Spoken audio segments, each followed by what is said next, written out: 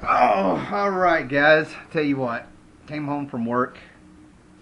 Before I came to work, I went to a town about 10 miles away called Sparta, North Carolina. Just wanted to get out of the house and see some different scenery for a little bit and get something to eat. And the place in Sparta has like this little hole-in-the-wall bookstore of used books and stuff. And I walked in, they had sci-fi novels, five for $1. And I really held back. I really held back because they had a ton of novels by a lady named Norton, and I'm a fan of hers. So anyway, yeah, I pick up a few books and I hold back and I get me a cheeseburger, and spoiled myself a little bit, and came on home and got here and I knew one package was coming, and I've been told the other package was coming. Then the other package was a complete surprise. That it came so quick and stuff. So it was like coming home to Christmas and stuff. And even before that, one of my friends got some books off of eBay, and he let me go through and pick out some stuff he didn't want out of it. So, big haul video. Let me get going here. First of all, the bookstore had just a table of 5 for $1 paperbacks. They were all in good shape. And I really was going back and forth and going ahead and just getting a ton of them. But, I settled down. First of all, I already had this book, but this is going to be for my friend Steve Ogden. I'm going to send it to him either, next week after I go to a flea market this weekend, see if I can find anything else to send him, or maybe, towards the end of the month when I have some time to look around, see if I can't just send a package, but we'll see what we can find. But this is Starman's Son by Norton. One of my favorite books of a post-apocalyptic world of great proportions, and when you consider that this is written in the 50s, if I remember right, it's just a timeless book, a timeless telling. Just really great stuff. I also found another one by her. This is No Night Without Stars. I'm not going to say too much about it because I have never laid eyes on it, and considering that this thing still has the sheen, very little wear on the spine, and what great shape this is in, it just blows my mind. And just to give you an idea, this is from 1975, which just is great. And then this book, I saw this book and read just a little bit of it, and I was like about 12, but it came out in 1983, I think. But I didn't know it was a series of books. Piers Anthony, another author that I like, wrote a story called On a Pale Horse. And if you look real close there, that is Death, driving a car.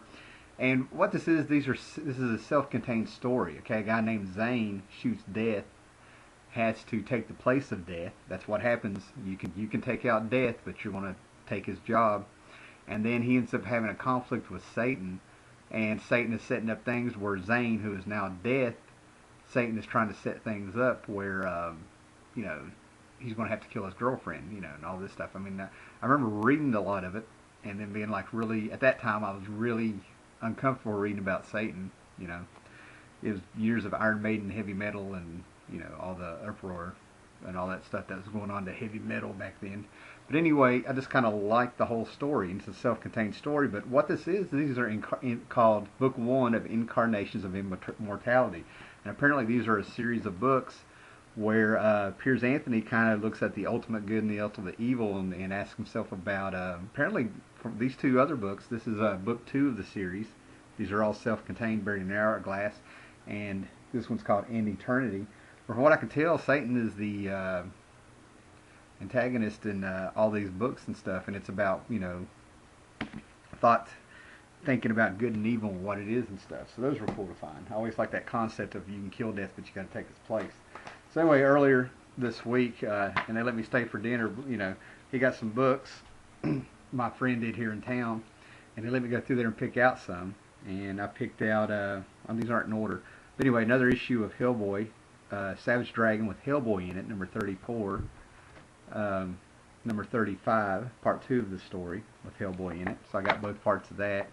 Graph 36, just in case anything continued there. And we got issue 28 because it had the Max. And we are now Max junkies around here. I always loved the Max, but, and the Pit. Max and the Pit are kind of getting big. Then we got the infamous issue 31 where it's God versus Devil, which I avoided this like the plague, and I finally managed up to get it. And this has, then we got the Savage Dragon versus the Savage Megaton Man, which I actually might end up doing a review on. Alright, so I ordered some stuff off of Midway a couple weeks ago because it was just time, and I still got these books for anywhere from. There's a weird sale going on Midway. Anybody that follows Midway Comics, they'll send you an email with a password, and that password will make you be able to enjoy the sales that they have and stuff. And all these books came to seriously between, I'm gonna say 80 cents to like maybe $1.20, and maybe one or two books were $2. But I just went ahead and decided to fill in some gaps of mine. Okay, because I'm not buying a whole lot of new books here lately. But anyway, I finished off Tomorrow's Stories by Alan Moore from America's Best Comics. This is number 10 with a very cool cover. It's an anthology series. Then I got Tom Strong. I needed this one, number 31. Michael Moorcock of Elric fame actually came in and wrote a two-part story. I've had the second part. I've only had the first part. And these actually kind of tie into the Elric series because it's multiverse and stuff.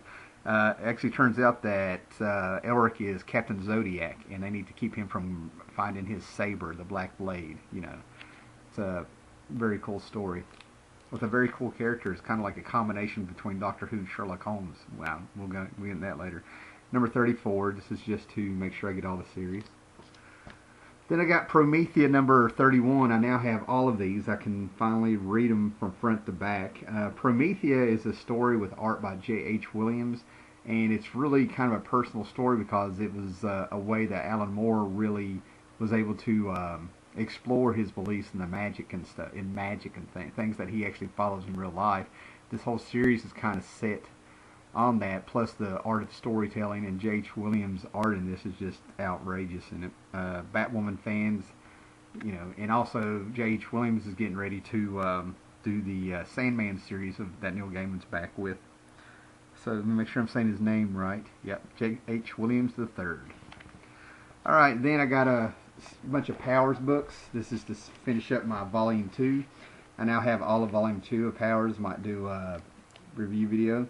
And number 14, number 15. And these are really good. It's like noir and detectives meet kind of superheroes. They're two detectives with things going on that they started out investigating homicides that involve Powers, dead superheroes and stuff. It's still murder. And then events happened where Powers became outlawed.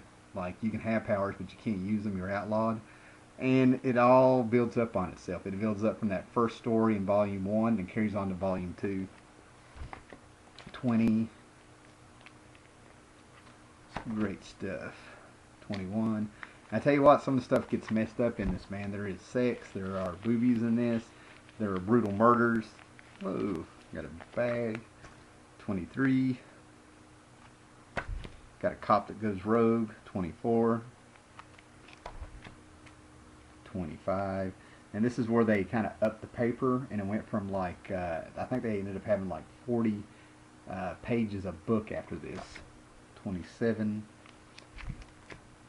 28, 29, and 30. And there was supposed to have been a 31, but they held off and ended up doing a Powers Volume 3, which I need 2 more issues of that. And then I got this like for $1.20. This is number 6 of the original Powers Volume 1. I now have a full set. Alright, and moving on. After you've sat through that, let's go with package number 1 from the great legend. Okay, he's my Von Erich to my Freebird. He is my brother from a different mother, if you will. So let's take a look and see what he got me. Kirby knife. Alrighty. Yep. And Howler, these rings will save your life. That is right. I won this because he said I have answered, in his video, he said I answered probably over 500 trivia questions over the years. And this was my prize, a full set of the outstanding power rings from the Green Lantern. So it may not be coming at you live, Rob, but thank you very much, legend. I love these things. And indeed, I'm sure they will save my life. Alright, then let's see what my friend, my great friend, my very good friend, Steve Ogden, the man, Steve Ogden. Baltimore Comic-Con, and I was invited to come up there, and due to work and stuff, I wasn't able to make it. So he asked if there's anything I look for, and I sent him a text, and we'll see what he sent me. All right, looking good. Oh my God. Oh my God, look at this. Crisis on Infinite Earths, graphic audio. This means that this is like a radio play of Crisis on Infinite Earths. Oh man, this is cool. Holy crap. A movie in your mind. A radio play of Crisis on Infinite Earths. That's the only way I know to do it. Oh man. Written by Marv Wolfman, based on his story. Oh, this is so cool. With cover art by Alex Ross. Look at that. Woo! That is cool. Alright, here's the bag. Straight from Baltimore Comic-Con.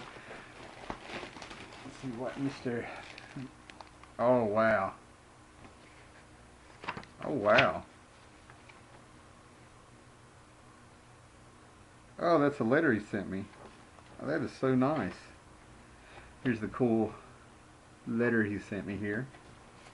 I'm going to read that here as soon as I'm finished doing this. Oh my gosh. Harvey Thriller, 3 Rocketeers. I cannot wait to jump into that. Holy cow. You're not going to believe this. Marvel Superheroes Guardian of the Galaxy. This is Marvel Superheroes Presents number 18. This is the first appearance of the Guardians of the Galaxy. Now what is wild about this is that I was thinking about this book not 2 weeks ago and actually trying to look it up and being like, I'm never going to get that. And if I remember right, Arnold Drake created the Guardians of the Galaxy, and that's also the same guy that created the Doom Patrol or something, but I'm in a little bit of shock right now, so I'm not going to say that's guaranteed. Oh, wow. Here's the souvenir book by George Perez for Baltimore Comic-Con. He's now working at Boom Studios, and I'm going to assume that's a bunch of characters from Boom Studios. Hero Bear. I see Hero Bear in there. Man. I wonder if that's Six Gun Gorilla. I don't know if that's what I'm thinking right. Oh, yes. Found me some Epic Magazine. Thank you, Steve. That is awesome. Beginning of the all-new Weird World adventure. That is cool. And here's one I have never laid eyes on. Harlan Ellison's Life Hutch in it. This is June 1981. This is one of the first issues. That is awesome. I can't believe this. Make sure this. Oh man, well thank you very much, Steve. Thank you, Great Legend. Thank you, my buddy Tim out there. And man, thanks a lot, guys, for stepping in. I'm a little blown away right now. So I've got some great stuff here, and can't wait to dig in and carry on.